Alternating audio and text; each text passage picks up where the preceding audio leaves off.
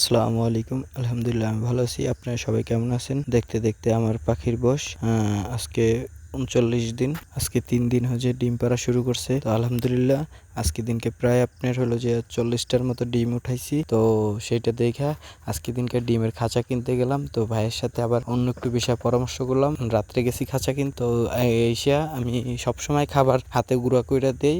খাবারটা গুঁড়া কইরা দিলে খাবার নষ্ট করে না। তো আলহামদুলিল্লাহ আমার পাখি প্রায় ১৫ কেজি খাবার খায়। তো এখন পুরুষ পাখি বিক্রি করে প্রায় ৮০০ পাখির মতো আছে সব মিলাইয়া। তো ওইগুলার খাবার দিতে হয়। তো ঢুইকা দেখি যে ডিম আগেই উঠাই ফেলাইছে।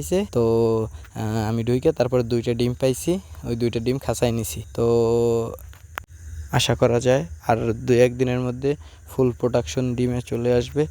যারা এই খামার রিলেটেড আছে, যাদের হাঁস মুরগি পাখি আছে, সেগুলো যদি ডিম পাড়ে কতটুকু আনন্দ লাগে সেটা বোঝা যায়। আশা করি সবাই ভালো থাকবেন। নেক্সট ভিডিওতে দেখা হবে। সবাই ভালো থাকবেন। আসসালামু আলাইকুম।